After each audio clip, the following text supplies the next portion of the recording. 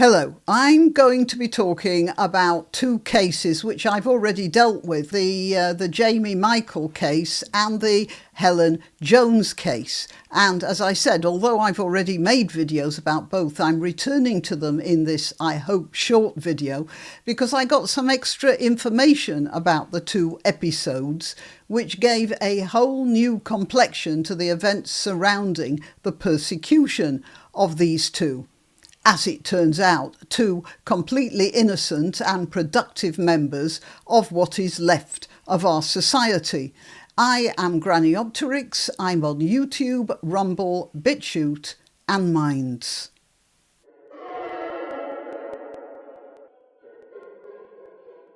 Okay, so a couple of days ago I uploaded a video about the not quite arrest of Helen Jones, a 54-year-old school administrator who is described in the newspapers as a grandmother. I think that's a sort of shorthand to assure their readership that Mrs. Jones was what you might call an ordinary person, law-abiding and trustful of the government, who had become incensed by some revelations of private messages that had been circulating in a local Labour Party WhatsApp group. The messages showed a shocking contempt for the public and for the voters, and even more contempt, of course, for the people who didn't vote for them, because, of course, they're definitely on the wrong side of history.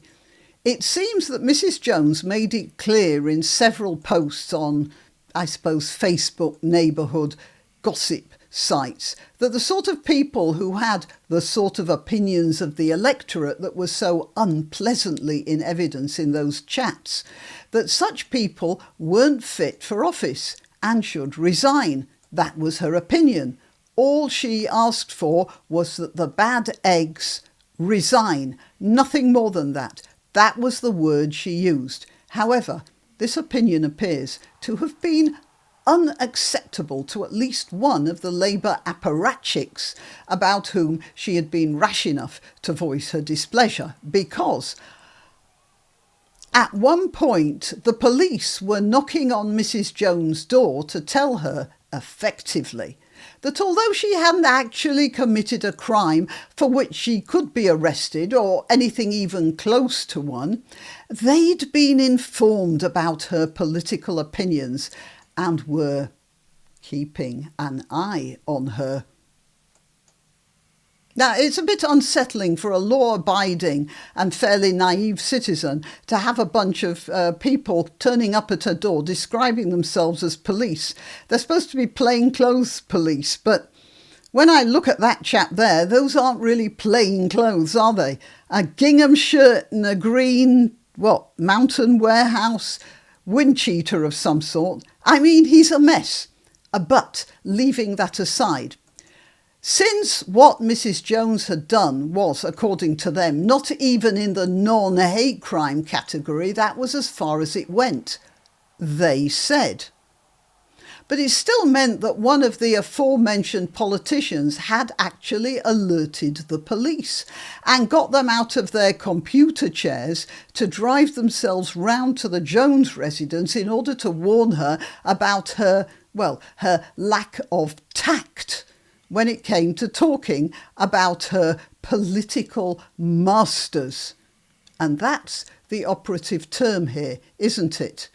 The politicians objected to her going public on her poor opinion of their suitability for office. It's the sort of thing you expect from totalitarian governments, isn't it? Not from a British government, at least not from a British government that's recognisably British. And then it was only today that I discovered something about the case of Jamie Michael. I made a video about that a few weeks ago, celebrating the positive outcome of his court trial, but this was a new element that I heard today. Michael, an ex-Royal Marine, and therefore a tough guy, who posted a 12-minute video shortly after the Southport horror in which he said that there were people in this country who obviously wished us ill, and we should acknowledge that and involve ourselves more with the political process, as well as urging our representatives to take more efficient steps to protect our children. He was actually arrested, he was handcuffed, and he was threatened with terrorism charges. And terrorism charges have a minimum jail term of 7 years if you're found guilty. Even so, he did the sensible thing. And he did it, well, as I said, he was a tough guy, with the help of the Free Speech Union. Oh, God bless you, Lord Yang. You're a real tough, and no mistake. Well, Jamie Michael, with the help of the Free Speech Union, pleaded not guilty, which is a gamble, but they've threatened him with terrorism offences in order to try and make him, sort of say he was guilty and go for, like 2 years in jail instead of 7. He went for trial by jury, and the jury took 17 minutes to acquit him. And that means they took less than 17 minutes because when the jury goes into the jury room, there's a lot of admin to do before they actually get to talking and discussing the case with each other.